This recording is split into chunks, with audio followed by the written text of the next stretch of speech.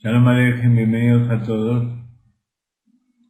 Estamos en el mes de Tammuz, estamos en la Perashá Balak.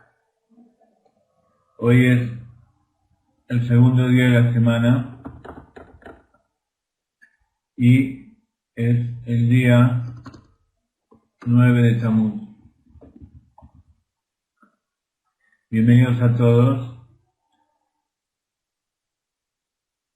Y algunas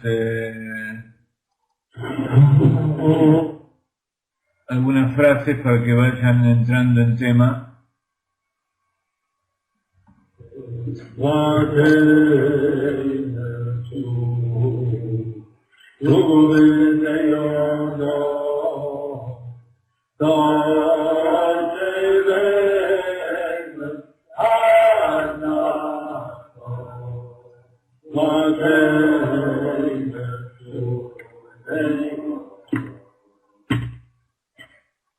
Este es un mes muy especial.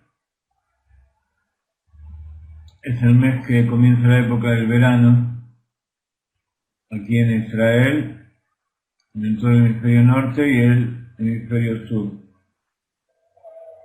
La Perashat Balak tiene mucho que ver con este mes, por supuesto siempre cae en esta época. ¿Se acuerdan la diferencia que hay entre el calendario hebreo con el calendario cristiano y el calendario islámico? El calendario islámico es en el calendario lunar, donde los meses van contándose de acuerdo a la luna. Entonces, cada año caen en distinta época. El año lunar no coincide con el año solar, entonces los meses cada vez van cambiando de estación. El año solar es un calendario que se guía por el sol, entonces dividen al año en 12 meses, donde tienen 30 o 31 días, salvo febrero que tiene 28 o 29, y está basado más que nada en el sol. En cambio, el calendario hebreo está basado en el sol y la luna. Hay meses lunares, cada mes dura lo que dura la luna, empieza con la salida de la luna, con el nacimiento de la luna y termina con la luna nueva, cuando se esconde toda. Entonces, por un lado hay que respetar lo que dura un mes, de acuerdo con la luna, y también respetar lo que dura el año solar. Todos los meses tienen que caer dentro de más o menos un año solar. Entonces hay años que tienen 355 días, hay años que tienen 365, y así hay distintas cantidades de días que pueden tener los años hebreos. No todos tienen 365 o 366 como el calendario solar, pero tampoco tienen un tamaño fijo de acuerdo a la luna. Pero para que, como en la Torá dice, por ejemplo, que la festividad de Pesaj tiene que caer en la época de la primavera, entonces se fija que el mes de Nisan caiga en la primavera. Por eso Nisan es el primer mes de la primavera. De cada kufá o temporada o estación tiene 3 meses. Entonces Nisan, Iyar y Sivan son 3 meses de primavera. Y Tammuz, Av y Elul son los 3 meses del verano. Aquí en Israel ya está empezando a hacer bastante calorcito, aunque Baruch Hashem llegó un poquito tarde. Este mes no va a ser un año con muchos meses de calor. Y agradecemos a todos por eso. Podemos ser acá, Besrat Hashem, la acá es algo de la muerte, grande es la acá que trae la redención. Los invito a todos ustedes también a poner para que tengan un año bueno y dulce, para que tengan una estación allí donde vivan benevolente, que sea buena para el cultivo del campo, para el crecimiento de los animales, también para que el hombre viva en paz y con salud.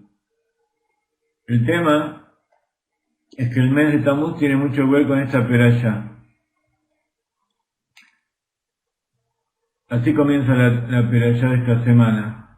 Cuando Balak, hijo de Zippor, vio todo lo que Israel les había hecho a los amoreos o emoritas, ¿se acuerdan? La semana pasada la perashá termina contando cómo el pueblo de Israel en su viaje por el desierto hacia la tierra de Israel, que dura 40 años, tiene que pasar por la tierra de los emoritas.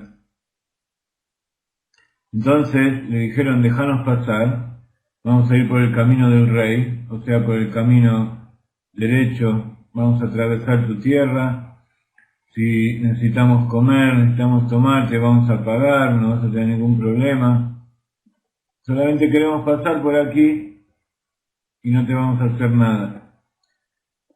El rey de los emoritas no estaba muy contento, Sijón, y le dijo, no te vamos a dejar pasar. Entonces los judíos dijeron, no nos vas a dejar pasar, no hay problema. Entonces el rey de los emoritas le declaró la guerra, sospechaba que el pueblo de Israel los quería perjudicar. Esto, para que ustedes se ubiquen, si tienen presente cómo es el mapa de Israel, está la meseta del Golán, al norte del lago Tiberia, al este de Israel, y del otro lado de la meseta del Golán está Siria, y un poco más al sur está Jordania. Entonces, el pueblo de Israel en este momento está más o menos en esa zona, y entonces los está queriendo pasar, está subiendo para poder cruzar el Jardín, y cuando van para ese lado, vienen estos pueblos y le dicen no. Entonces, el pueblo de Israel se defendió, entró a la batalla y arrasó con todo. Entonces, ¿qué pasó? Después tenían que pasar por el territorio de otro pueblo,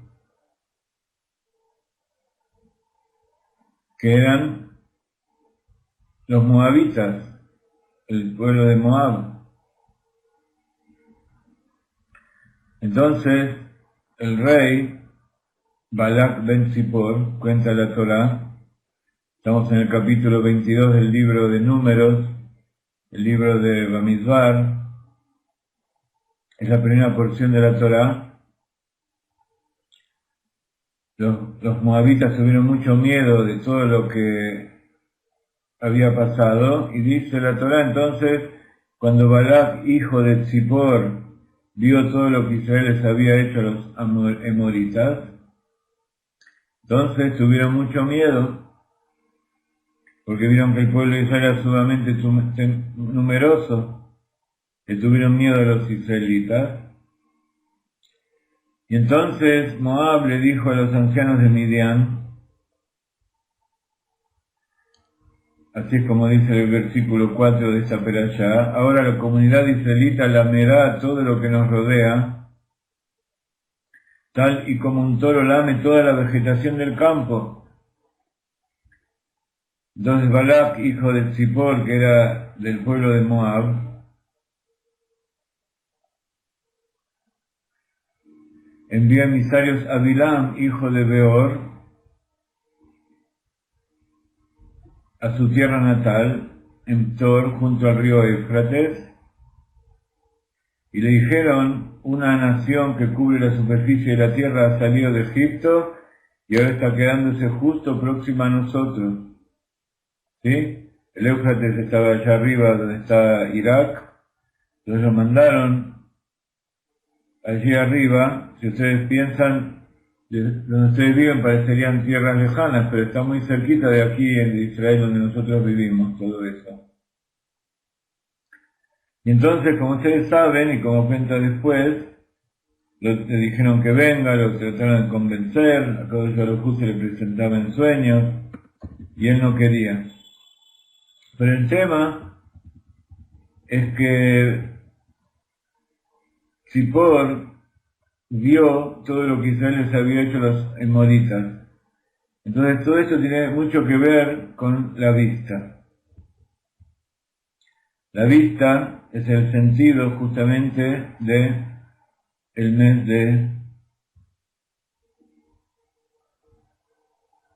de Tamuz.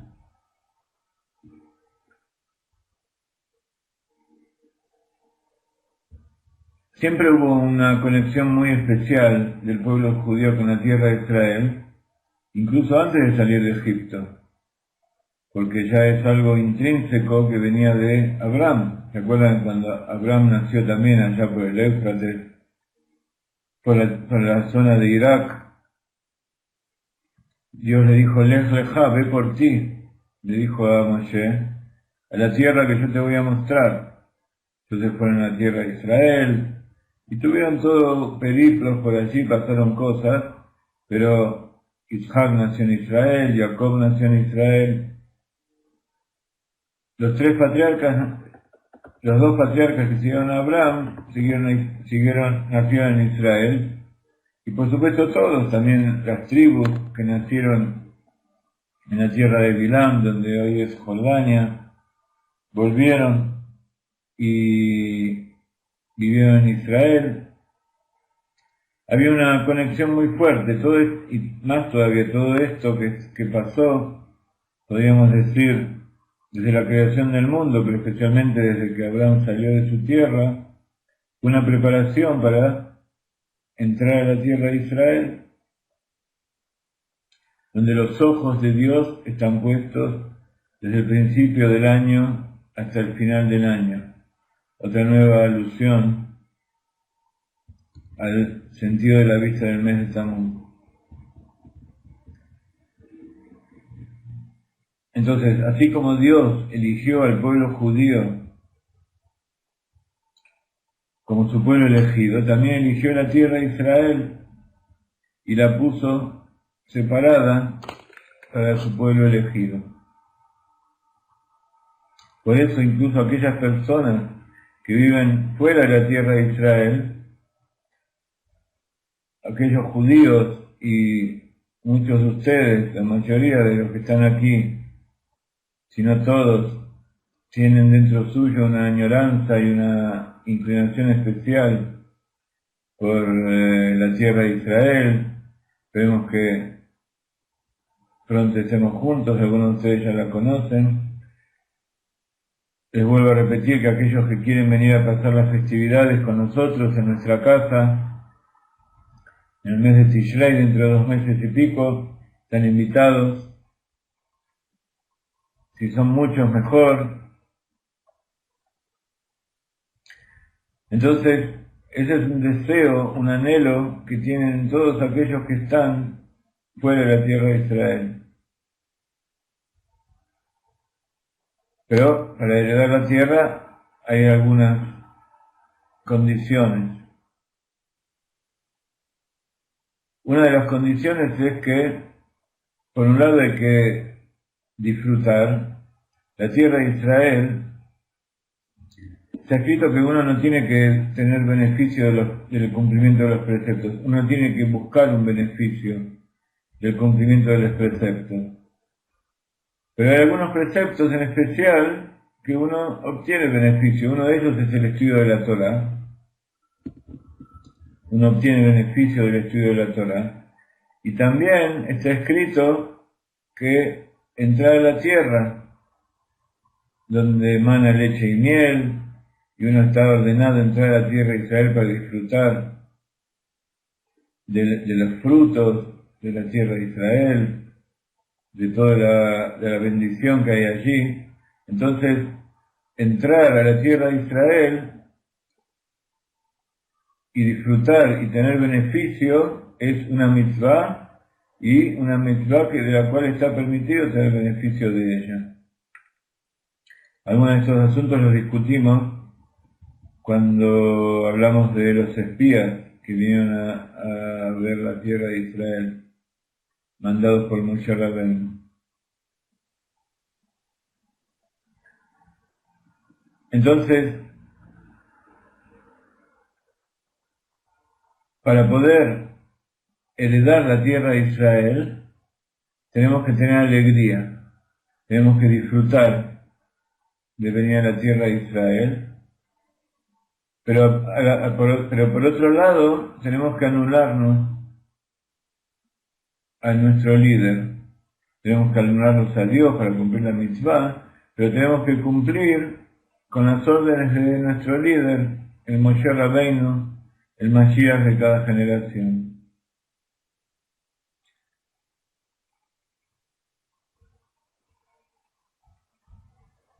Y otra de las condiciones, y posiblemente es una de las cualidades que adquiere el pueblo de Israel cuando entra a la tierra, es que cuando entra a la tierra cumpliendo los preceptos, se produce una unidad. Por eso, cuando el pueblo judío entra a la tierra, es llamada una nación. Como acabamos de leer acerca de el miedo que tenía el pueblo de Moab, y especialmente su rey, cuando vio que el pueblo de Israel venía todos juntos, una nación que salió de Egipto y que está comiendo la tierra como el toro come el pasto. Hay una alusión muy interesante acerca de esto que dice Bilam, que el pueblo de Israel es como el toro que come el pasto. Hay una diferencia entre la forma en que come el toro el pasto y cómo comen los animales del ganado menor. Las vacas y los animales grandes comen diferente que como comen las ovejas o las cabras. Si ustedes se fijan, las cabras y las ovejas comen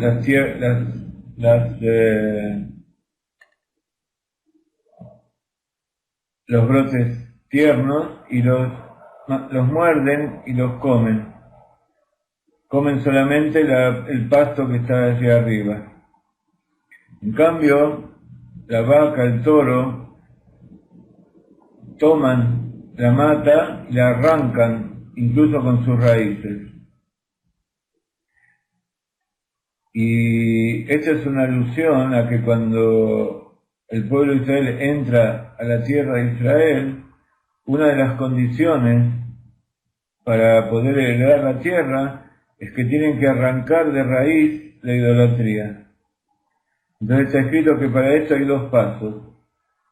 Primero, hay que destruir todos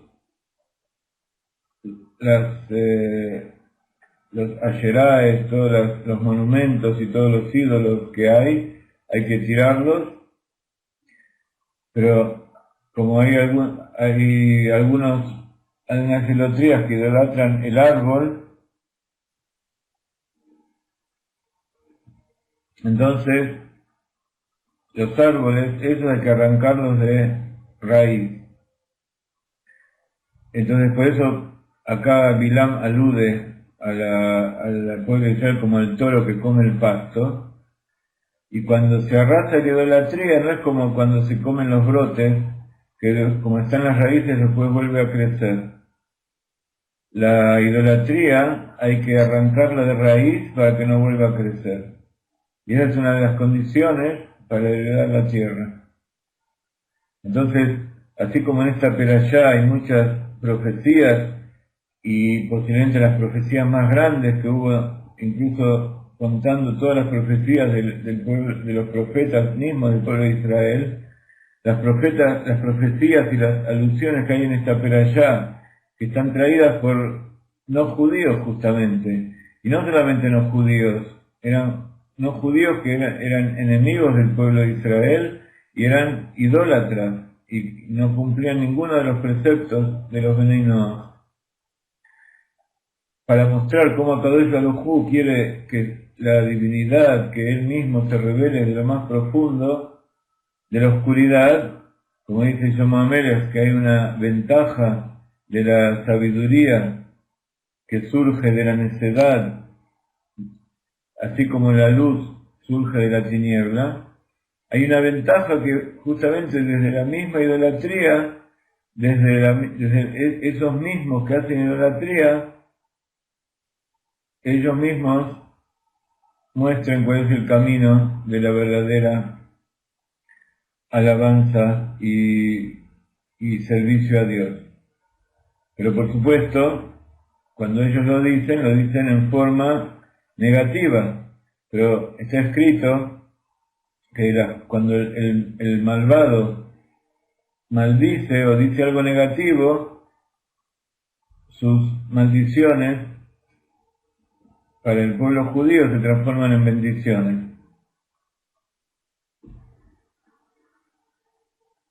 Entonces, todos ellos lo que dicen, no es solamente que se transformen en bendiciones, sino que eso mismo que están diciendo es una bendición, pero oculta, son bendiciones tan elevadas y tan profundas, secretos tan grandes que están recubiertas de una capa que los hace aparecer como una maldición. Pero la Kabbalah y el Hasidut se ocupa justamente, y todos los sabios de todas las generaciones se ocupan justamente de mostrar cómo las maldiciones y las bendiciones En realidad, las maldiciones y las cosas negativas que se dicen son en verdad maldiciones, son bendiciones. Y como ustedes leen en la Perashá, el mismo Bilam, después cuando va a maldecir, de su boca salen bendiciones y sale la profecía de lo que va a suceder al final de los tiempos, que como vimos, ni el propio Jacob luego va a poder decir. Exactamente, Mario. Entonces decíamos que esta perashá tiene mucho que ver con este mes y con estos 3 meses del verano. Estos 3 meses de Tamuz, Ab y Elul corresponden a las 3 tribus del campamento de Rubén, que son Rubén, Shimón y Gad. Y justamente Rubén, que los voy a escribir aquí, el nombre Rubén, como ustedes saben, fue puesto por Lea,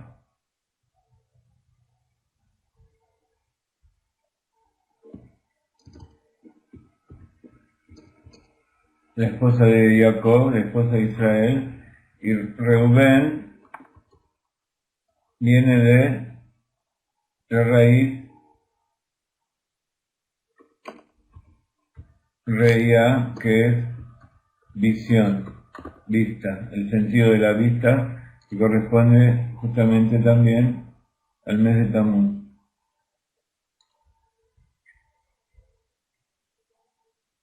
Cuando cuando nació Rubén, Lea dijo, mira, un hijo, me ha nacido un hijo. Entonces, por eso, este mes también está asociado con el sentido de la vista. Está la vista que nosotros tenemos en forma literal, que nosotros vemos, la luz que nos rodea y vemos la luz que reflejan todos los objetos y reconocemos la realidad. Pero espiritualmente, el sentido de la vista del mes de Tamuz es la capacidad de ver a través de la realidad física y percibir su origen divino. Esa es la verdadera visión, la capacidad verdadera de lo que se llama ver. Cuando uno ve nada más que lo que está afuera, uno ve la superficie de los objetos, no ve lo que está adentro. Entonces es una visión superficial. Lo que se llama, como dice Mario, la luz revelada. Pero cuando uno utiliza el poder de la visión espiritual, el sentido que tiene el alma, o sea, cuando se revelan los verdaderos poderes del alma, entonces uno ve la luz oculta y de esa manera se vuelve revelado.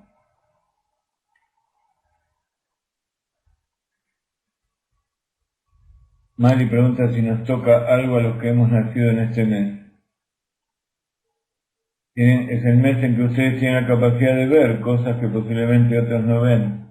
Así que no sé a qué significa que si nos toca algo, en el sentido de algún premio, quieren tener un premio por por tener cumpleaños. ¿Cuándo era el cumpleaños de ustedes? El otro día me habían dicho.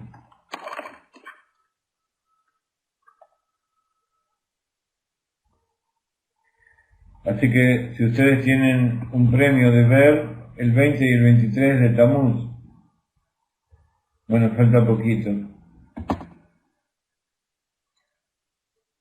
Hoy estamos en el 9 de Tamuz.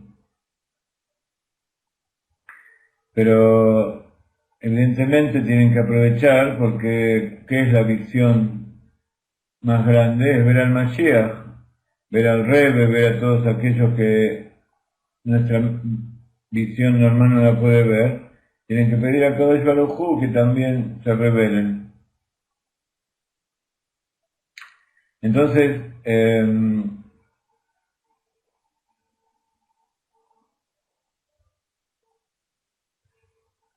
hay algo interesante, y es que en un aspecto, ver aquello que está oculto es como eliminar las clipot, eliminar la cáscara que recubre las cosas. Y esto también entonces tiene que ver con el signo del zodíaco del mes de Tamuz, que es Sartán, o el cangrejo, el mes de Cáncer. Y Sartán, leasir quiere decir remover, y tan, en arameo, quiere decir cuerpo. Entonces, el mismo signo de Sartán de este mes nos está diciendo que hay que eliminar la cáscara, remover el cuerpo para que se revele el alma. ¿Sí? Entonces no removerlo de tal sentido de que desaparezca, sino que hacer que el cuerpo no nos impida ver el alma, que la cáscara no nos impida ver el alma y la luz interior que hay en todas las cosas. Ese es, por supuesto, uno de los sentidos del Mashiach. Por eso cuando uno pasa delante del Tzadik, cuando uno pasa delante del Rebbe, del Museo de la Generación, por más que uno le cuente lo que uno pueda tener revelado para sí, cuáles son sus problemas, él conoce cuáles son lo que pasa ahí adentro de esa persona, y el Rebbe le dice cosas que tiene que hacer, o él mismo produce tikunim, produce rectificaciones allí arriba, en el cielo, de acuerdo a esas cosas que él ve y nosotros no vemos. No sé si conté esta historia alguna vez, pero había un tzadik, un Hasid muy grande que se llamaba Rabbi Mendel Futterfast. Es un tzadik, un Hasid muy conocido. Él vivió en Rusia,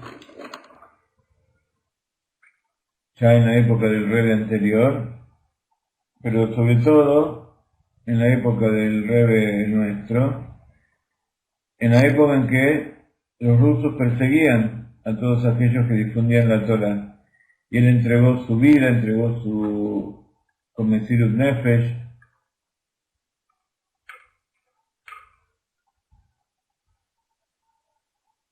A través del Mesirut Nefesh, ellos, el Rabbi Mendel Futterfast ayudó a todos al Brit Milá, Nikva, al estudio de la Torah allí en Rusia. Entonces fue perseguido y fue atrapado y fue llevado al exilio en Siberia, como fueron tantas personas y tantos miles de personas murieron allí. Cuentan, en la época del Rebbe Rayaz, el Rebbe anterior,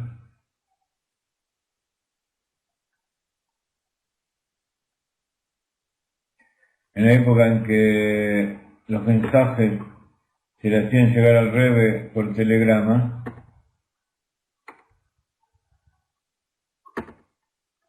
y entonces el Rebbe le transmitía a la gente la respuesta para que le contesten.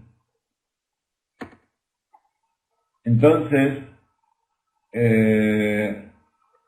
cierta vez, el Rebbe Rayaz, el Rebbe anterior, le contestó una pregunta a Rebbe Mendel Futterfast, y cuando la gente que recibió la respuesta para transmitirla, se dio cuenta que él ya estaba en la cárcel, o sea que él no tenía ninguna posibilidad de haberle mandado ningún telegrama.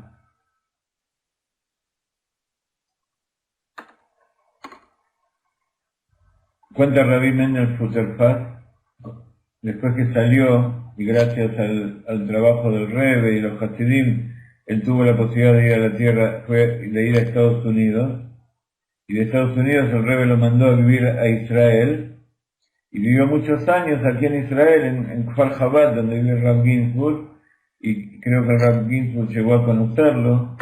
Muchos de nuestros rabinos y nuestros maestros lo llegaron a conocer aquí en Israel, fue un famoso mashpia, y contaba historias fabulosas, y una de las historias que contó fue justamente esta, que él después se enteró que el Rebbe le había contestado algo que él en realidad no había mandado el telegrama, sino que él había pensado.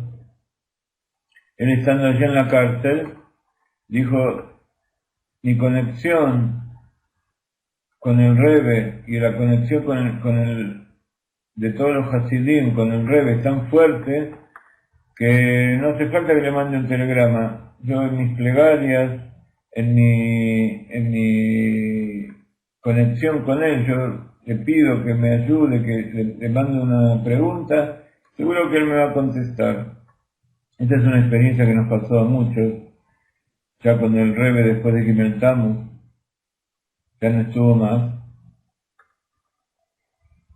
Le hacíamos preguntas, sobre todo en Igreta College, en el libro donde están todas los miles de cartas que él contestó durante tantas décadas en que fue Rebbe y antes también.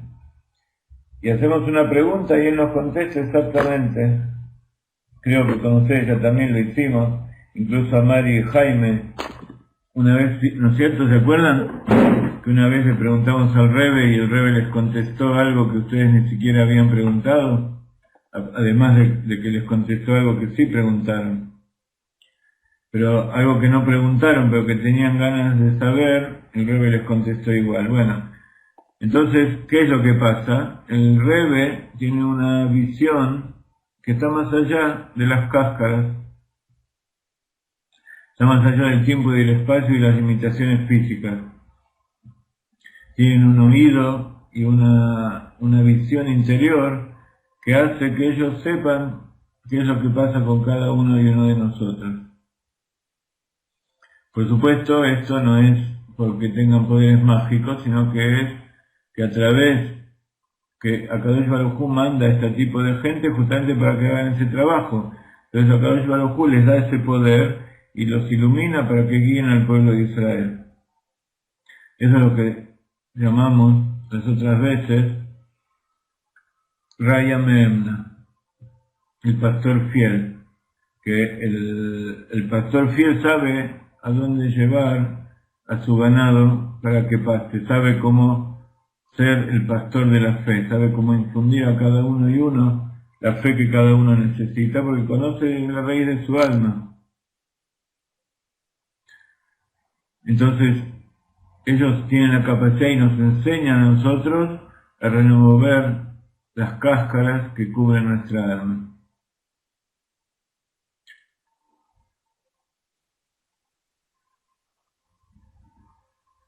Y como el mes de Tamuz nos abre los ojos, es el mes de la visión, cuando hay tanto sol uno tiende a cerrar los ojos. Entonces cuando uno cierra los ojos físicos, abre los ojos del alma. Y así también eso nos incita, nos ayuda a que cerremos los ojos a todas las cosas que nos tientan, todas aquellas cosas que están en el mundo material y que nos desvían de nuestra verdadera conexión con Dios, nos invitan a guardar a nuestros ojos y ver solamente aquellas cosas que son buenas y aquellas cosas que son modestas. Entonces, la forma de rectificar nuestro sentido de la vista, entonces esa sería también parte de la respuesta a Mari y Jaime, cómo uno tiene que hacer para poder tener esa revelación, pero en realidad es para todo el mundo. Una forma de rectificar el sentido de la vista, entonces, es la capacidad de controlar nuestros ojos, cuidarlos de lo que ven y concentrarnos en aquellas cosas positivas, en aquellas cosas que nos van a dar una verdadera visión correcta del mundo. ¿Y cuáles son esas cosas que nos tenemos que concentrar? Dice la Torá, cuando Moshe Rabbeinu da la bendición al pueblo de Israel, le dice: mira que he puesto ante ti la vida y lo bueno, mira que he puesto ante ti la bendición y elegirán por la vida. Entonces, estas tres cosas son las cosas en que uno se tiene que concentrar para cuidar la visión y para poder tener una visión correcta, para ver lo que está adentro, para ver la verdad y la luz verdadera de Dios. Uno tiene que ver la bendición, la vida y las cosas buenas. Entonces, cuando uno ve lo que pasa y ve a una persona, tiene que concentrarse en ver la bendición que Dios nos da y cómo nosotros podemos bendecir.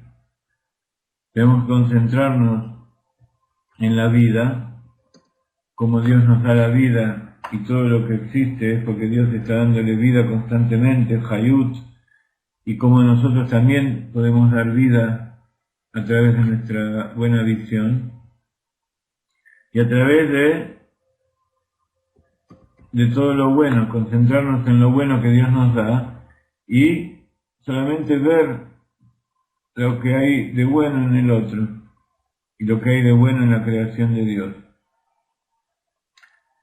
Entonces, esto me recuerda una de las historias que uno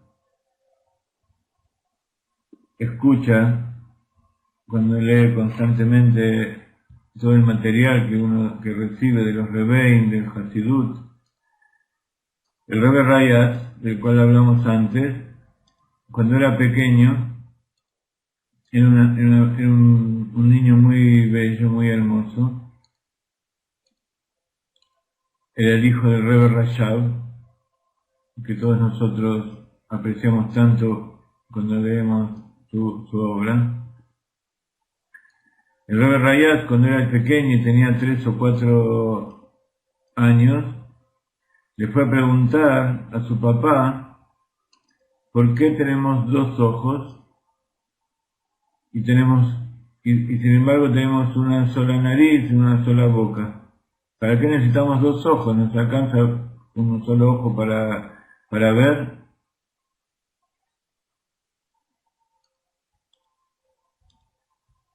Entonces él le dijo que existen... Mario me da una buena lección, me dice que mire más y hable menos.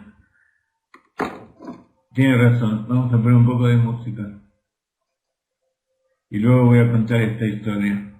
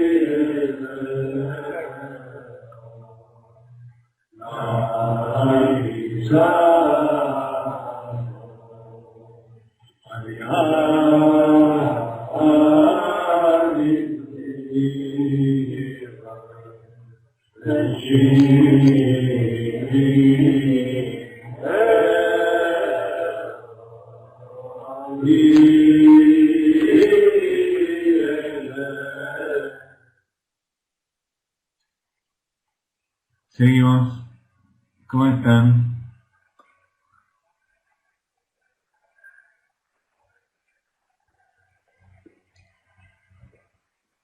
Seguimos con el tema de la vista. Decíamos que el Rebbe Rayaz, cuando era pequeño, le preguntó a su padre, el Rebbe Rayab, por qué Dios hizo a la gente con dos ojos. ¿Por qué no le hizo un solo ojo, así como tenemos una sola nariz, una sola boca? Entonces el Rebbe Rayab, su padre, le preguntó, así como todo judío que contesta una pregunta con otra pregunta.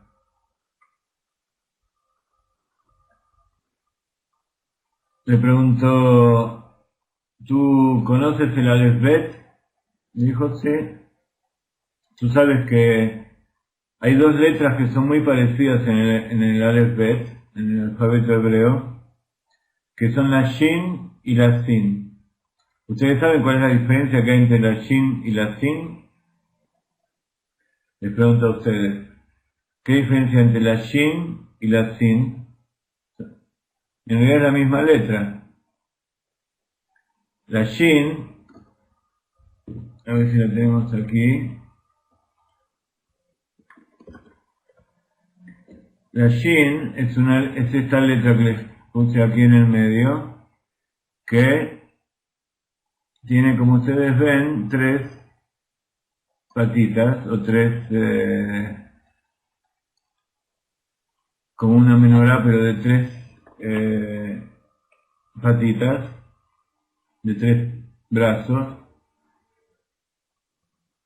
y la Shin tiene el punto arriba del brazo de la derecha, y la Sin tiene un punto arriba del brazo de la izquierda, para diferenciar una y otra.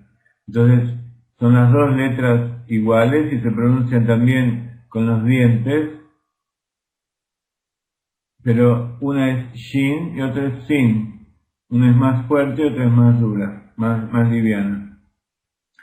Entonces el Rebbe le dice, tú sabes que estas letras son muy parecidas. ¿Cuál es la diferencia que hay entre una y otra? Y le dijo, la diferencia es que una tiene un punto a la derecha, la otra tiene un punto a la izquierda. Le dijo simplemente. Entonces el padre le dijo, hay cosas que uno tiene que ver con el ojo derecho.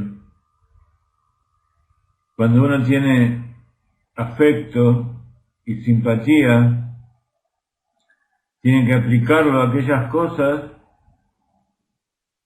que merecen que uno les demuestre simpatía y afecto. Y hay cosas que deben ser miradas con el ojo izquierdo, con indiferencia y desapego. Entonces, cuando uno ve el Sidur, o cuando uno ve al prójimo, uno tiene que mirarlo con el ojo derecho, el ojo de la bondad.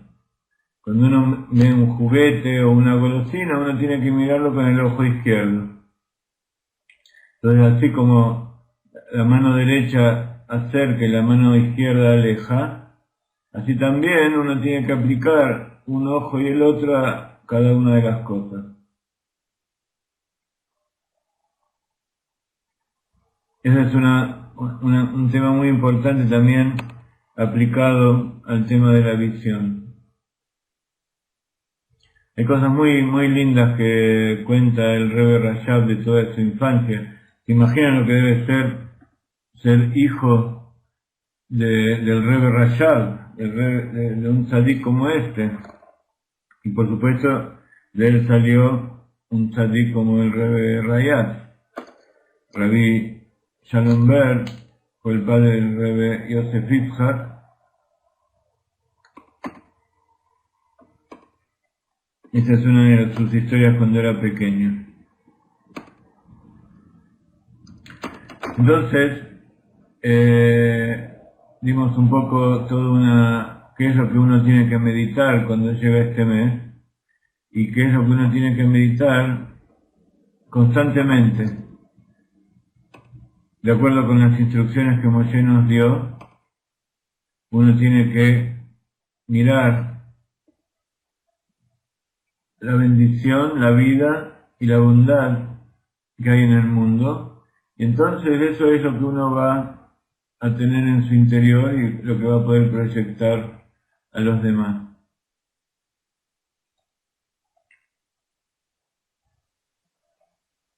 También la perashá de esta semana habla del ojo de Jacob. En hebreo, Ain también significa manantial, como decimos en castellano, un ojo de agua.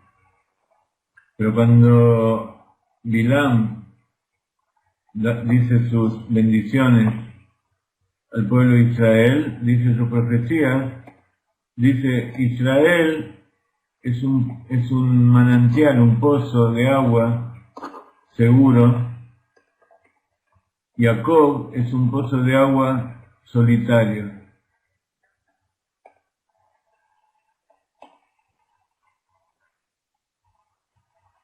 Y así nos enseña Hasidut y nos trae Rav Ginsburg, porque este verso ustedes lo pueden encontrar en Deuteronomio 33:28, que es el libro, que es una bendición que aparece también con Moshe Rabbeinu.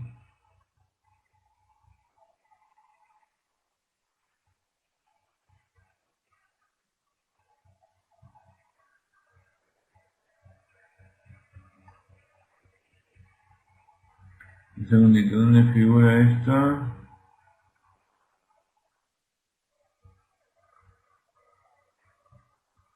Sí, es el libro siguiente, no es en este libro, es en Deuteronomio, es una de las bendiciones que dio Moshe Rabbeinu, junto con esto que acabamos de decir,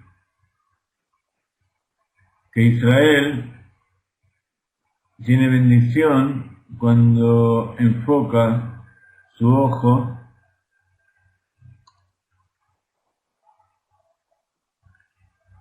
hacia las cosas buenas y evita ver lo malo.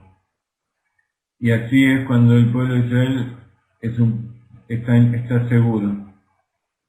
Yo digo todo esto mientras escucho los aviones que pasan muy bajito por aquí y que los aviones últimamente no salen para hacer prácticas, está muy cara la nafta y todo el equipo, salen solamente cuando hay misiones que hacer. Entonces, evidentemente están pasando cosas y acá nos cuida.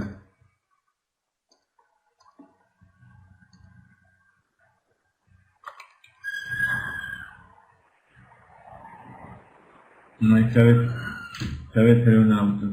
Pero hoy a la mañana salí afuera y vi uno de esos aviones modernos que estaba pasando casi tocando el techo de mi casa.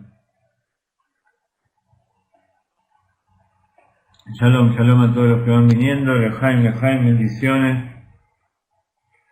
Ya estamos después de una hora de clase. Vamos a ver algunos temas más que ustedes quieren. Ahí pasa el avión, ¿escuchan?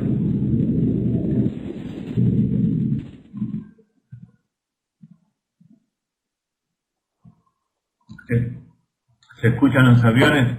Estos días están pasando aviones constantemente, ahí viene otro.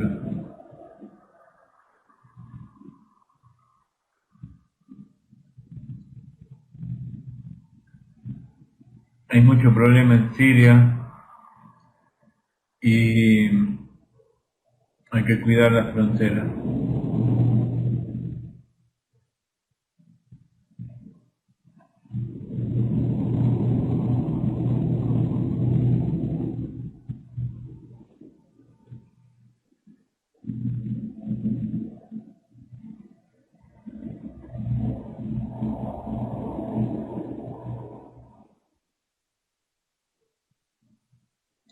Una de las cosas más extraños de esta perashá es justamente lo que decíamos al principio. ¿Cómo puede ser que las bendiciones y las revelaciones más grandes vengan de una fuente impura? Vamos a ver lo que nos dice el Rebbe respecto a esto. Por supuesto, son aviones militares, aviones de combate. Si se fijan, los últimos aviones, yo no soy muy experto, no sé cómo se llaman estos aviones, pero son los últimos aviones de combate, caza, bombardero, no sé cómo será,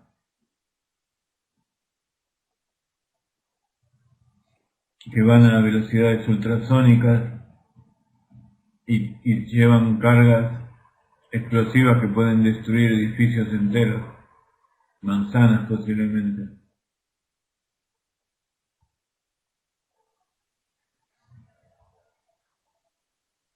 Balak, la porción de esta semana que estamos leyendo, tiene el nombre de un no judío, un rey no judío, que trató de destruir al pueblo judío. Entonces, ¿cómo puede ser que la Torá le ponga el nombre de esta persona a una perashá? El Rebbe nos aclara, nos enseña que la respuesta a esto se encuentra en lo que está escrito en el Talmud, en el Tratado de Sotá, en la página 47. El Tratado de Sotá se refiere a todas las leyes que se refieren a la mujer que es desconfiada, que el hombre desconfía de la mujer.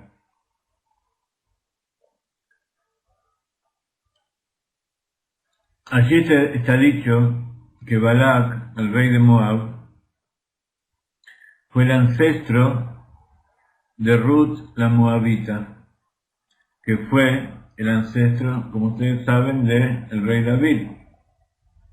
Ruth era del pueblo de Moab y de ella aprendemos la mayoría de las leyes respecto a la conversión.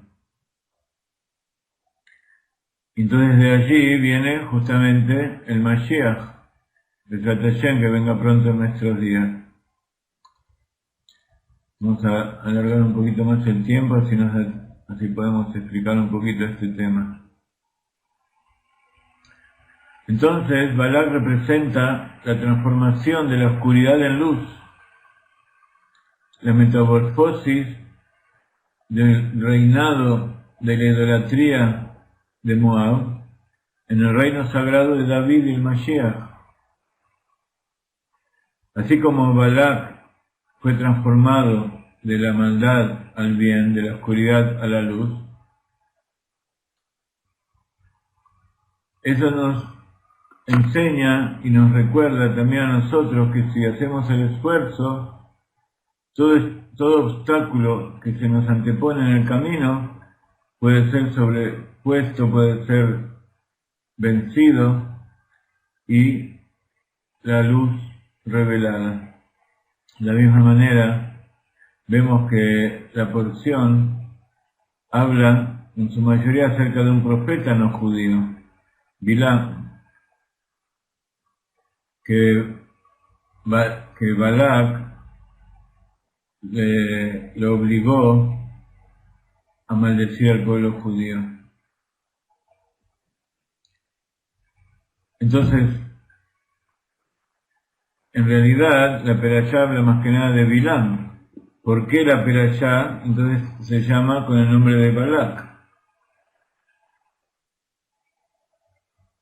El principal, el verdadero malvado y que tiene el poder de maldecir y que trataba de hacer todas las cosas malas, incluso es sabido que él era tuerto de un ojo, que tenía un solo ojo, seguramente sería hacia el ojo izquierdo y veía todo con maldad.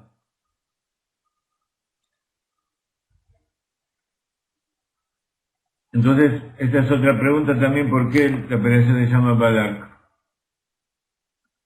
Y esto pregunta el Talmud en el Masejet Sotá. Entonces la pregunta simple es que Balak fue el instigador que incitó a Bilam como primera medida. Y eso también puede ser aplicado a nosotros mismos.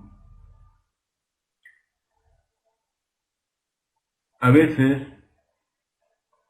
es fácil para nosotros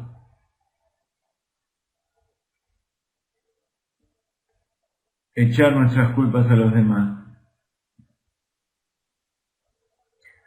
O cuando hay algún problema, decir que ese es el problema de ellos. Y nosotros nos excusamos, y cuando alguien nos pide algo, nos pide una ayuda, a veces le damos un pequeño consejo como para sacarnos de encima y nada más.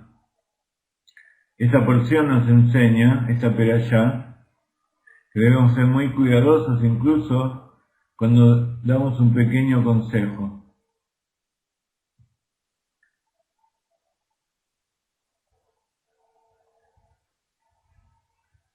El Shla Kadosh, un gran cabalista, enseña que Balak utilizó las palabras hará li, maldílos por mí, maldícelos por mí. Y esto también puede ser traducido como maldíceme a mí. Y entonces, a causa de esta falta de cuidado al hablar, esto es justamente lo que ocurre. Balak mismo fue maldito. Toda la bendición cayó sobre el pueblo de Israel y la maldición cayó sobre él. Y eso también es algo que se nos enseña también. Cuando nosotros maldecimos a los demás,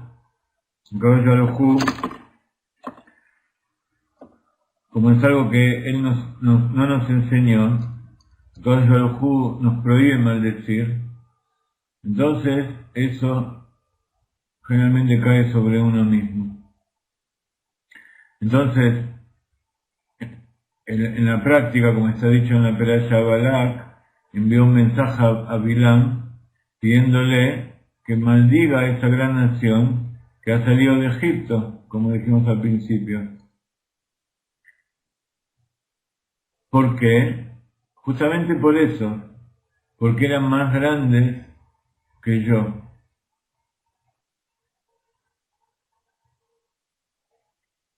Así está escrito en la Perashá. Para Balak, el hecho de que sea una gran nación era un desafío a su propio ego. Y el Shla nuevamente explica una dimensión más profunda de estas palabras. La frase esta puede ser dicha de la siguiente manera: su grandeza proviene de mí. ¿Y cuál es la grandeza del pueblo judío que proviene de Balak? Justamente el rey David y Mashiach, que provienen del Balak mismo. Y entonces eso se conecta con lo que decíamos antes.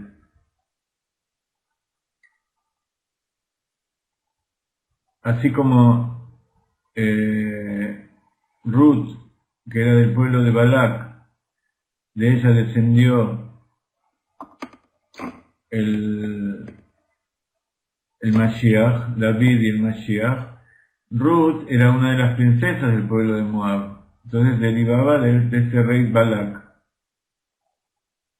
Entonces acá empezamos a ver por qué esta perashá tiene este nombre.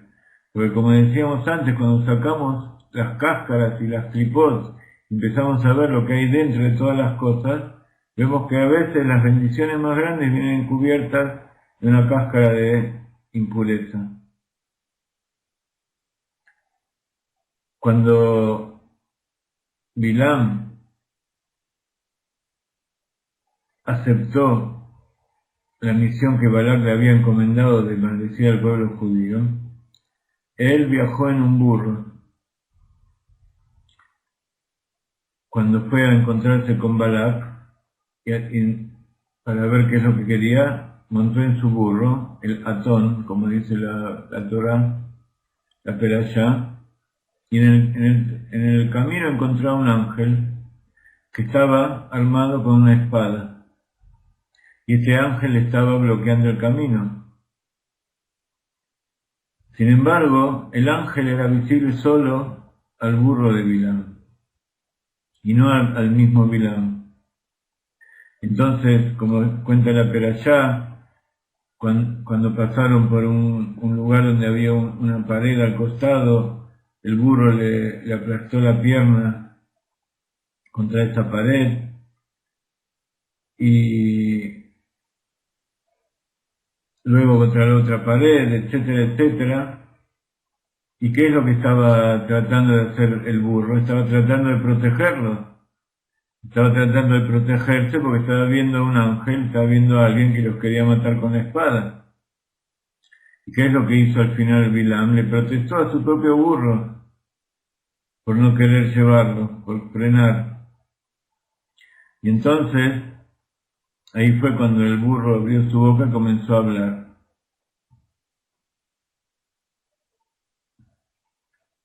La Torá dice que el burro habló, sí, por supuesto.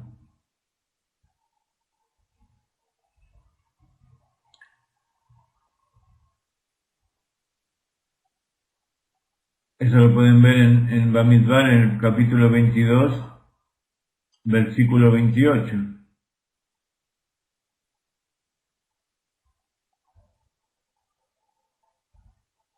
Hay un comentarista, un sabio que se llama el Oneg Shabbat, el placer de Shabbat.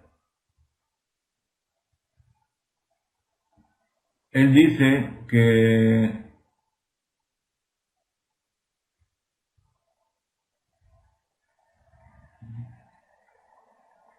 el mundo pensaba que el poder de Moshe estaba en su capacidad de hablar, en su facultad de hablar, en su capacidad de hipnotizar al pueblo judío e incluso a Dios. Bilam, que era conocido también por sus mágicas cualidades oratorias, fue traído entonces justamente a competir con Moshe y con el pueblo judío. Fue traído para neutralizarlo justamente ese poder del habla. Entonces, ¿qué hizo Dios? Él demostró que si una persona está tan orgullosa y tan engrandecida como Bilam por su capacidad de hablar, incluso el burro puede hablar. Hay otro comentarista que se llama el Kli Yakar, el adminículo preciado. También habla de esta forma con una parábola muy bella.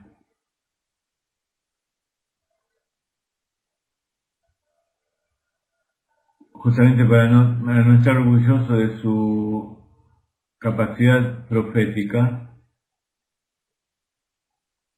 Bilam fue advertido por Dios de no hablar acerca de los judíos sin permiso.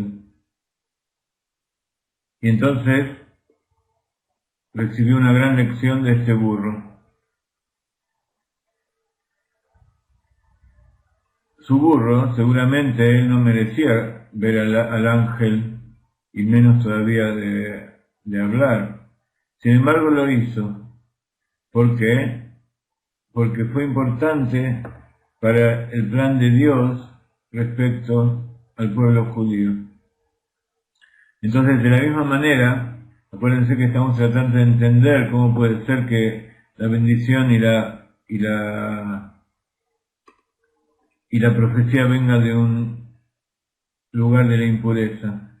Entonces, de la misma manera, la profecía de Bilam fue revelada a través de él. Dios le dio la capacidad de profetizar justamente porque eso fue en beneficio del pueblo judío.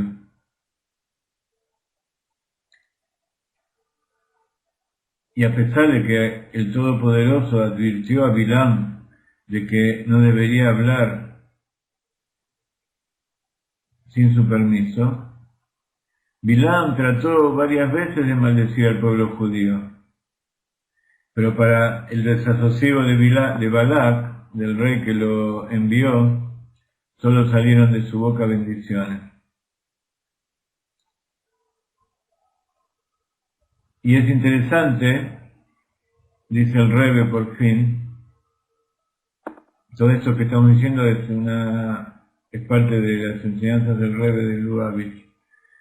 Dice que es interesante que las profecías de Moshe y de los patriarcas fueron reservadas, como dijimos antes, para el mundo por venir.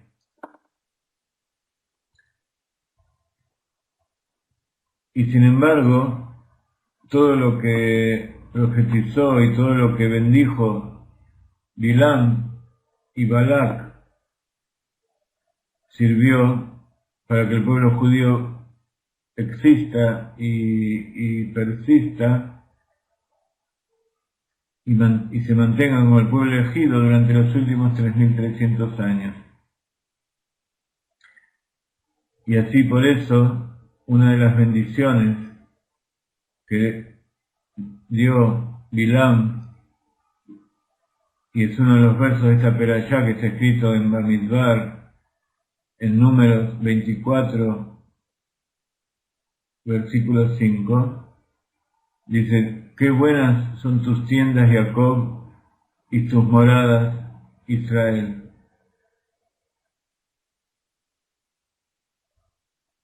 Las tiendas se refieren justamente a los tabernáculos y al templo de Shiloh, y las moradas se refieren a los Beit HaMikdash. Los dos Beit HaMikdash fueron destruidos, y el tercero que va a ser eterno. Esta es una de las enseñanzas que nos da el Rebbe de Lubavitch con respecto a esta paradoja del nombre de la perashá. Hablamos que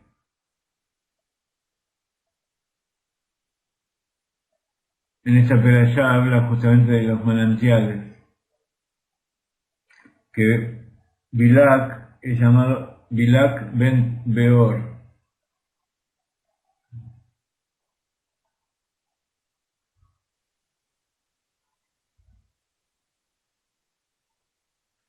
Entonces, el Zohar trae una explicación acerca de estos manantiales. Y recién estábamos hablando del ojo del agua, etcétera, etcétera. Les voy a preguntar una pequeña enseñanza del Zohar. Primero vamos a ver qué es lo que nos están diciendo aquí en el chat. Israel pregunta: ¿Bilam era uno de los consejeros del faraón junto con Yitro y Job?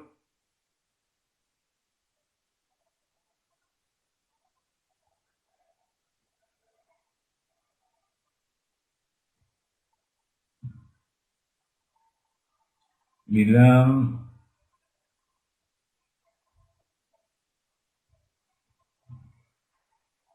no estoy seguro, no te puedo asegurar esto.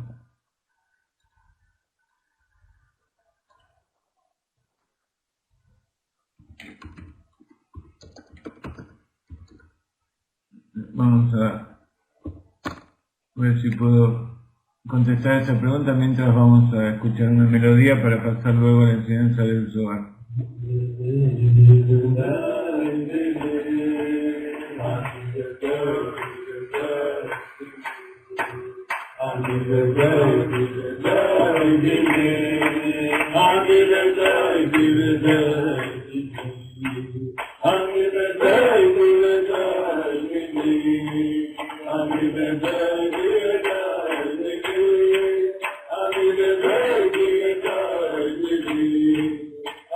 Sí, como tú lo dices, Bilam fue uno de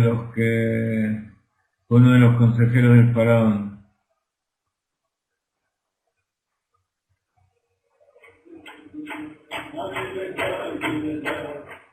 Incluso fue el que le dijo que del pueblo judío iban a ser el Redentor, y por eso dijo que tenían que matar a todos los primogénitos.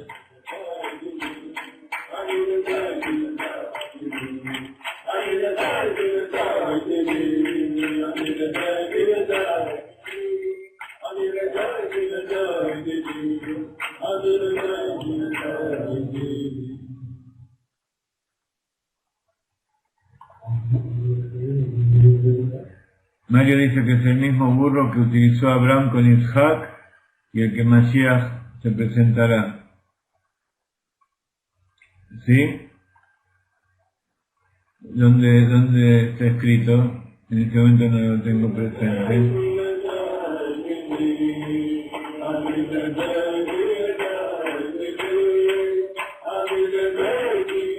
No, Bilam no se convirtió. Como ves, él trató de destruir al pueblo judío y Akadosh Baruj Hu convirtió sus maldiciones en bendiciones.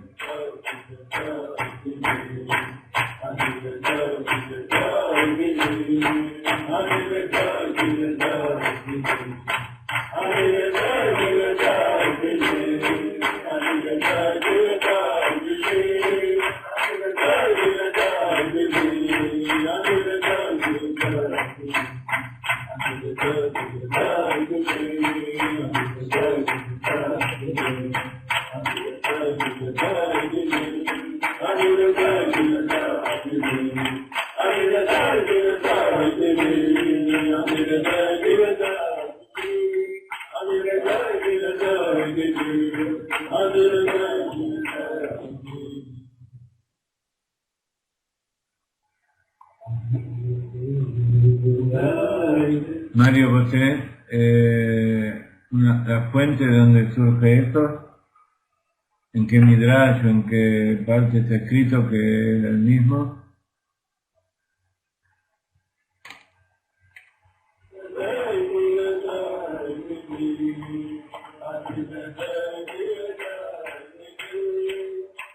Ok, es muy posible. Evidentemente era un burro muy especial. Lo que está escrito es que la boca del burro fue, dice Pirkei Avot, que la boca del burro fue creada junto con las 10 cosas que fueron creadas Ben Hashemashot en el sexto día antes de empezar Shabbat, en el twilight, en el horario en que se pone el sol y salen las estrellas antes de empezar Shabbat, en el sexto día de la creación. Ahora no estoy seguro, no lo leí que sea el mismo, pero es muy interesante y puede ser muy posible.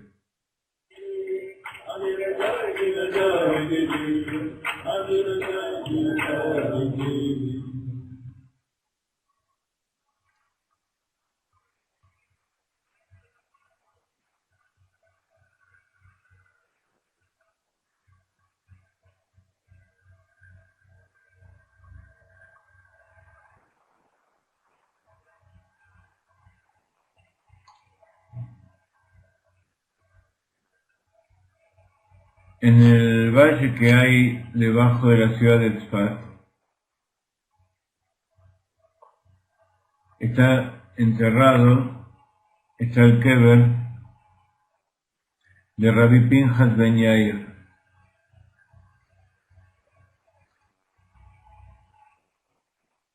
Allí hay un manantial que es llamado la fuente de Rabbi Pinhas, y él fue el yerno de Rabbi Shimon Bar Yochai, Rabbi Pinhas Ben Yair, un gran tzadik. Él era uno de los que estaba allí en Merón, en la cueva, junto con Rabbi Shimon, y por eso figura en el Zohar.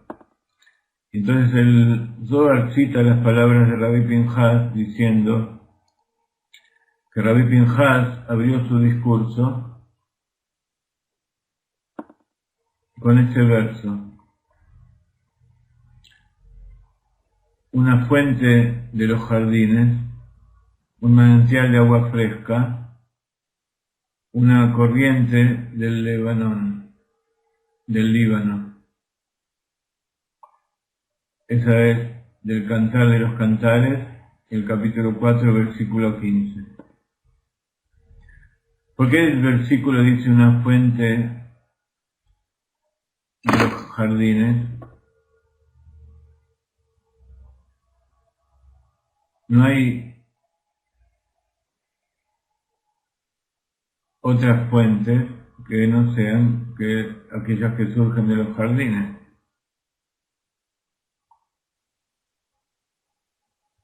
¿O no? Por cierto, hay muchas otras fuentes hermosas y preciosas que salen de otros lugares en el mundo. Pero cuando una fuente sale de un jardín, el disfrute es mucho mayor, dice Rabbi Pinhas Ben Yair. Están aquellos manantiales, aquellas fuentes que fluyen en el desierto, en el lugar seco, y ellos dan placer a aquellos que se sientan en ellos y toman de sus aguas. Pero qué hermosas, qué buenas y qué preciosas son las fuentes de los jardines. Porque las fuentes de los jardines benefician a las plantas y a los frutos. Y entonces aquel que está allí disfruta de todos los placeres. Disfruta del agua, disfruta de las plantas y disfruta de los frutos. Y esta clase de fuentes coronan a todas las demás. Cuántas rosas, cuántas plantas perfumadas están alrededor de él. Cuán bellos son esas fuentes comparadas con las demás. Es llamado una fuente de aguas vivientes.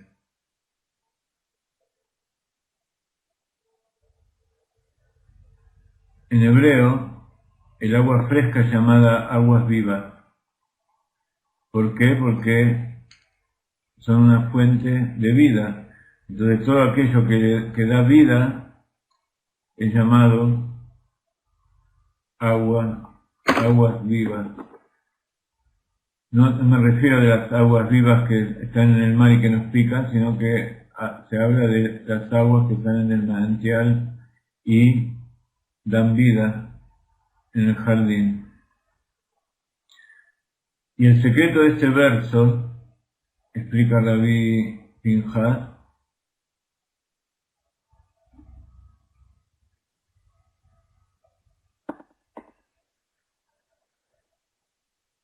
se refiere a la Shejina, a Malhut. La Shejina, Malhut de Atzilut, es llamada una fuente en los jardines. ¿Por qué? Porque ella recibe la abundancia que fluye de afuera de los jardines.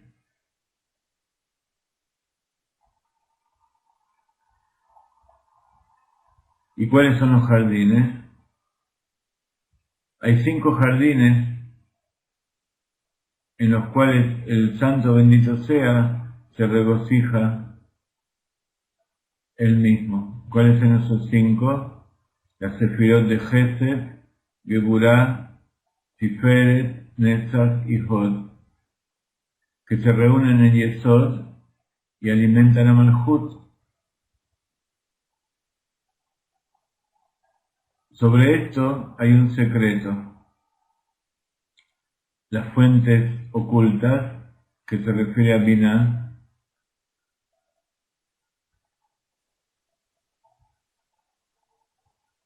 y esas fuentes ocultas son las aguas que llenan y que saturan a todos esos manantiales que dan vida a Malhut. Entonces todos los jardines brotan y dan fruto. Significa que cada una de las sefirot, de acuerdo con su característica, por ejemplo, la bondad brota del Gesed, el rigor brota de la Geburah, la armonía brota de Tiferet, la exaltación brota de Netzach y la gratitud brota de Hod. Yo estoy mezclando un poco las explicaciones del Zohar junto con las explicaciones de la Arizal. Existe un jardín debajo de ellos. Ese jardín está resguardado alrededor por todos los lados del mundo. Este jardín que está debajo de ellos es justamente Yesod, que no está incluido dentro de esos 5, y canalizan la bendición, canalizan las aguas que vienen de esos 5 hacia Malhut.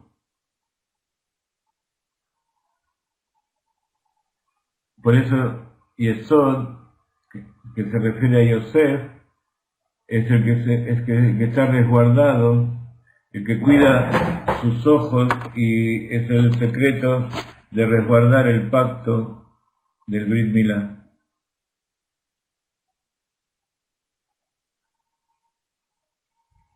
Y justamente por eso el Yesod le da vida a Malhut, y es el que canaliza las aguas vivas de todos los demás hacia la fuente que surge en Malhut. Entonces, así la conciencia divina, que es la fuente oculta de todos los manantiales, como nosotros sabemos,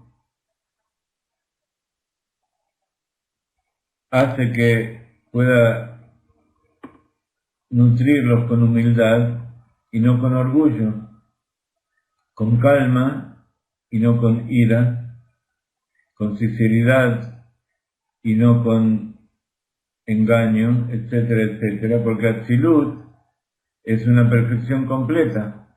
Estamos hablando de la Sefirot de Atzilut. La Shejinah es Malhut de Atzilut.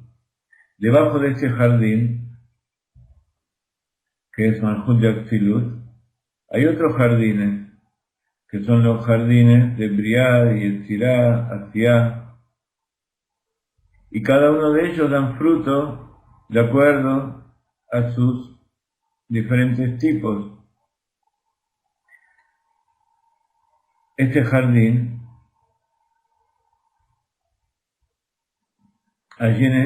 este jardín se invierte, y entonces, de acuerdo con las necesidades que hay ahí abajo, se transforma en una fuente de aguas vivas, y cuando es necesario es como un manantial, ¿Y cuál es la diferencia entre una fuente y un manantial?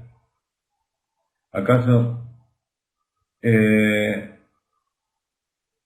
no hay, dice Rabbi Pinhas Ben Yair, que no hay ninguna similitud entre las aguas de la abundancia que fluyen de una fuente y aquellas que son requeridas que salgan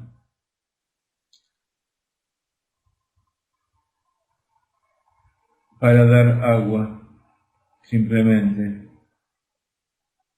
Entonces por eso al principio está escrito las aguas,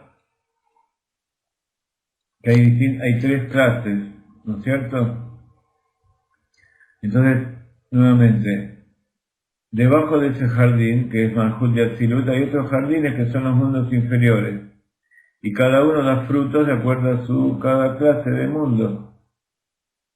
¿Cuáles son los frutos? Dice la Arizal, son las almas que están de acuerdo, su santidad se va formando de acuerdo a los mundos que van haciendo escala cuando van bajando desde Atzilut. Este jardín, entonces, que es Malhut de Atzilut, se invierte y en vez de recibir abundancia de arriba, se transforma en una fuente de abundancia que fluye hacia abajo. Entonces, de acuerdo con las necesidades que hay abajo, se transforma en una fuente de aguas vivas, enviando su abundancia al pueblo de Israel, a las almas de Israel, cuando sus actos son meritorios de recibir su abundancia. Y entonces cuando es necesario, son como un manantial.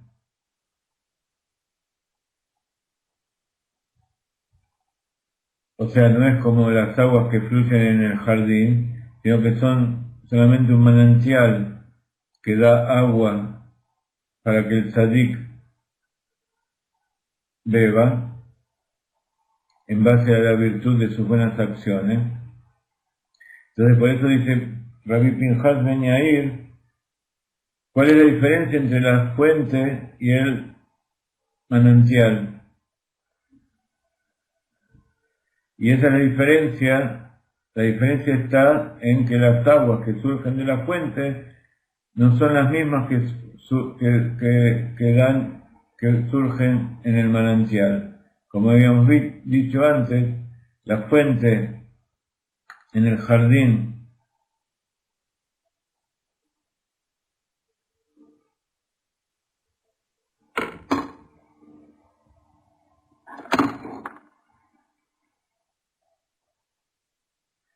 dan lugar a frutos y todas las fragancias. En cambio, las aguas que surgen en el desierto son nada más que para que se disfruten al beberlas.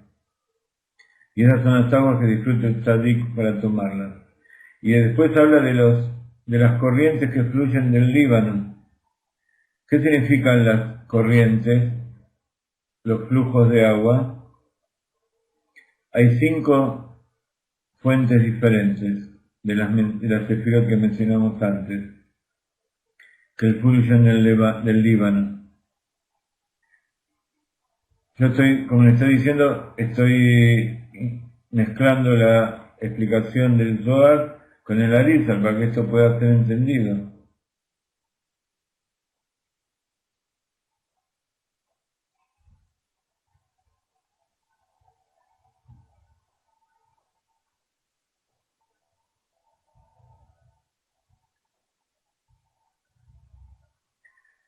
La fuente, como leímos acá en el Zohar, no es la esencia misma de Hashem, sino que es, porque la esencia por definición no fluye. Lo que fluye es aquello que sale de la esencia, que es la luz. La esencia por definición es algo que está ahí quieto y no se mueve. Lo que se mueve es aquello que fluye No. Por favor, no quiero que sigas escribiendo porque estás confundiendo un poco. La fuente, acá está diciendo que son las 5 sefirot, y la fuente oculta está diciendo el Zohar que es Binah. Todo eso es posterior a la esencia, estamos hablando de Atzilut, que es posterior a la contracción, posterior al Tzimtzum. Entonces no es la esencia misma de Hashem. La esencia misma de Hashem no fluye, sino que Dios hace fluir a través del Ser Ishtalchelut, a través de la contracción y de las sefirot que fluyen después en los mundos, desde Atzilut para abajo. Entonces, cuando hablamos de la Shekhinah, hablamos de Malchut de Atzilut. Entonces, cuando Malchut de Atzilut recibe de las fuentes que están ahí arriba, y como sabemos que de Malchut de Atzilut se crean los mundos inferiores, entonces la fuente oculta es Binah, como sabemos que Binah es la madre de los 5 inferiores, y los 5 inferiores son las cinco fuentes que a través de Yesod se canalizan para dar de beber a Malchut. Entonces, Malchut es el jardín que recibe. Después, cuando da origen a los mundos inferiores, a su vez ella se transforma en una fuente de aguas vivas, pero ya no es una fuente, sino que es el manantial, como lo clasifica aquí el Zohar. Es un manantial que, ¿cuál es la diferencia entre una fuente? Es como el ojo de agua que sale de abajo de la tierra. El manantial son las aguas que ya salen y que van cayendo. ¿Ok? Entonces, esa es la diferencia entre una cosa y otra. Muy bien. Entonces dice el Zohar, cuando los mundos reciben la abundancia de arriba,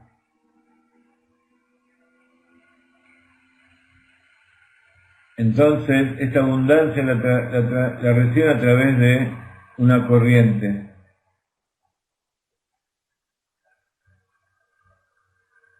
Entonces toda esa agua que hay en Malchut de Atzilut se transforma en una fuente, el origen de las aguas para los mundos inferiores.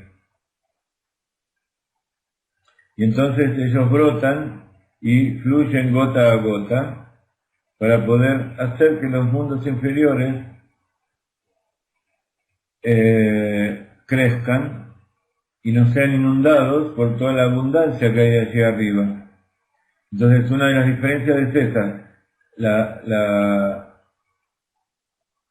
del ojo de agua puede salir tal cantidad que puede inundar todo lo que hay alrededor. En cambio, un manantial es una corriente de agua que tiene un cauce y puede ir regando de tal manera que da abundancia, pero en la medida que los mundos inferiores la pueden recibir sin inundarse, sin que sea la maldición del diluvio.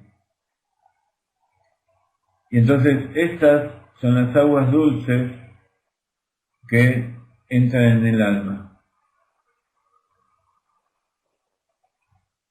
Y entonces dice Rabbi Pinchas ben Yair, sentado allí en Merón, acuérdense que allí abajo de Tzfat, el valle que está debajo de Tzfat, del otro lado está Merón. Entonces ahí Pinchas ben Yair, al lado de Merón, donde estaba la cueva con Rabbi Simón,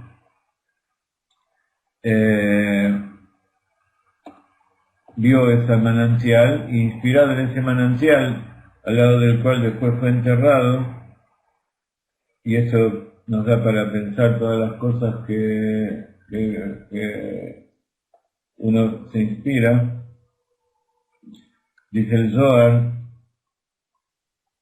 así el santo bendito sea, ha hecho un milagro en este lugar, dice Rabbi Pinchas, cuando decía ese discurso, con su manantial, y ese verso del Cantar de los Cantares se refiere a ese manantial que estaba allí disfrutando él mismo.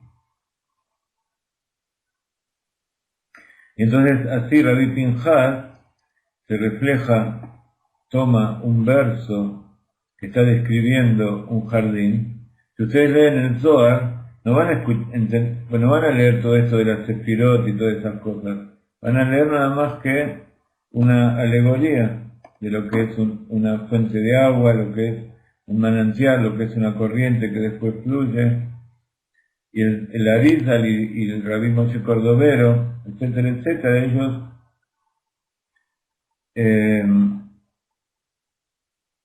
nos explican a qué se están refiriendo.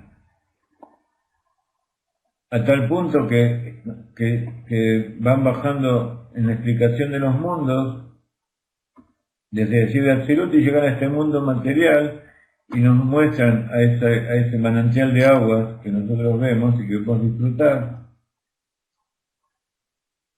y nos hacen hacer el paralelo, que es la traducción de la palabra Kabbalah, de Akvil, que así como las aguas nutren el cuerpo, las aguas, que es la abundancia divina, nutren las almas. Y esta es una parte del Zohar de la Parashat Balak.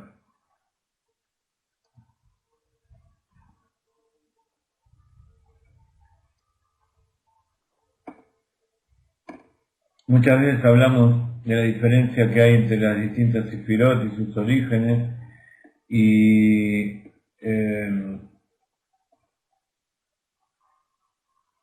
como en cada uno de los mundos están los mismos nombres pero tienen distintas características.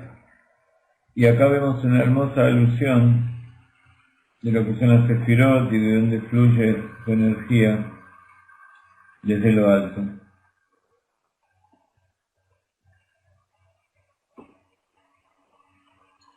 Muy bien.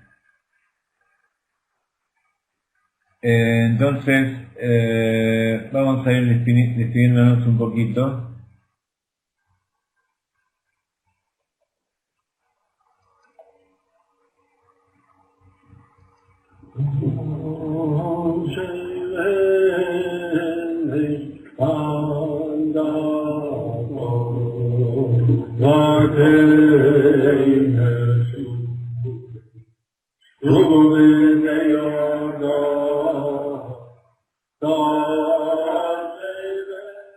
Gracias, Mario. Disculpame que te interrumpí antes, pero era para poder seguir un poco la línea.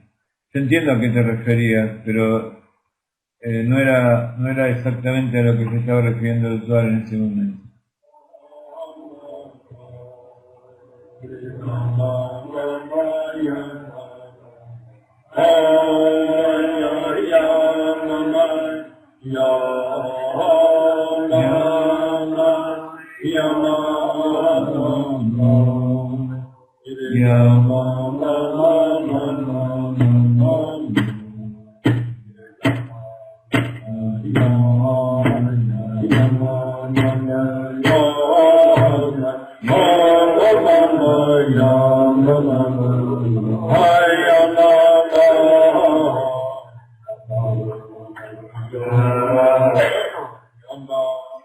Queremos dedicar esta clase a todos aquellos que necesitan refuah shlema.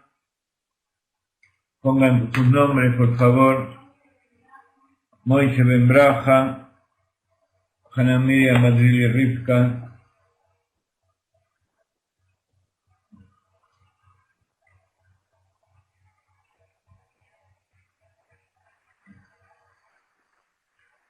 Abraham Ben Sarah, Hernán Giancaglini, Ben Emelinda Santa Cruz, David Ben Esperanza, ¿quién? Miriam Bat Ilana, que Besatayana Kadosh Baruj Hu les dé refuah shlema y veamos pronto cómo las aguas vivas vitalizan sus cuerpos y sus almas. y Leabdil, separando, Esperanza Bat Juana. También queremos dedicar esta clase a la memoria de Reisel Bat Azriel, que acaba de Baruj también, del rocío que viene del Gan Eden,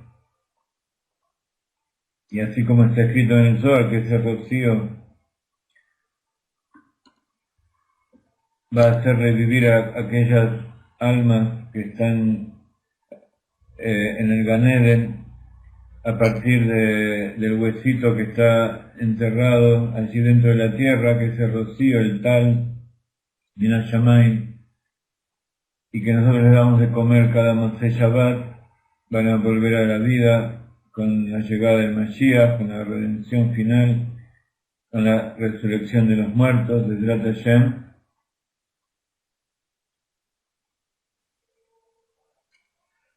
Dentro de poco es el Yortzeit, en el mes de Tamuz, de Rabbi Moshe Cordovero, y luego en el mes de Av, es el Hei de Av, es la Hilulá de la Arizal.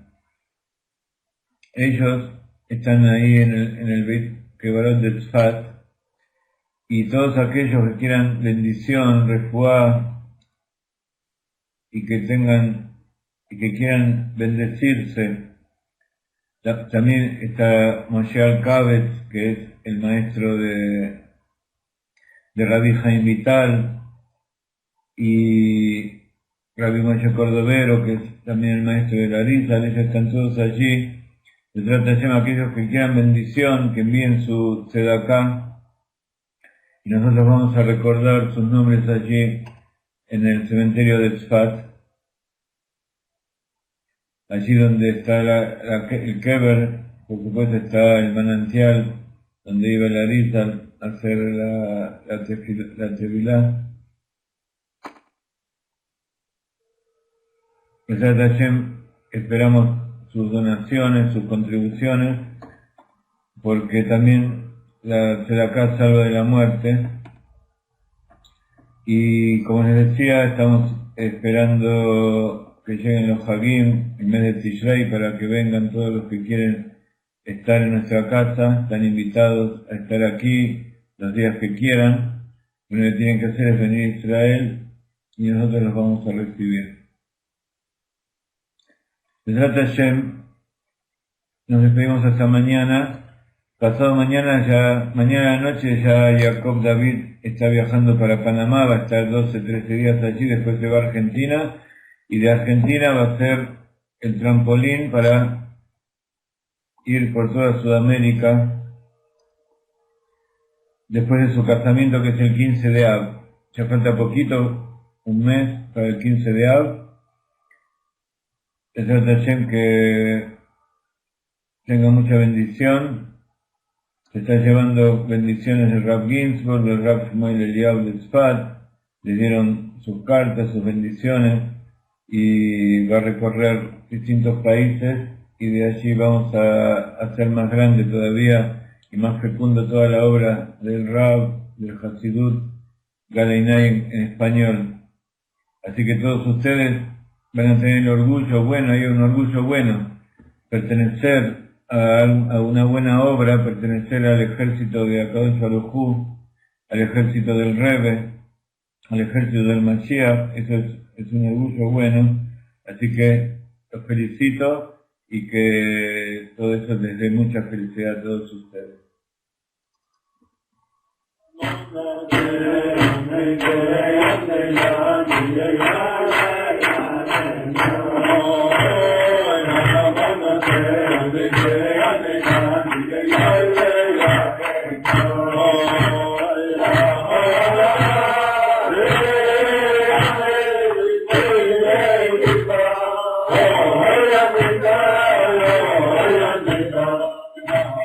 Se nos hicieron 2 horas, Yo pensaba cortar a la 1:15, pero el tiempo pasa muy rápido.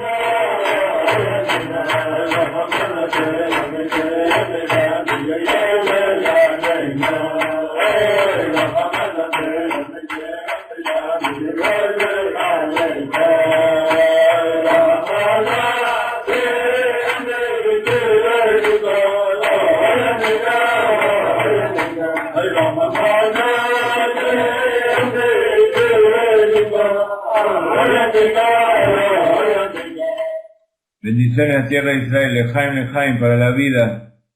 Bendición, vida y bondad. Eso es lo que hay que ver siempre.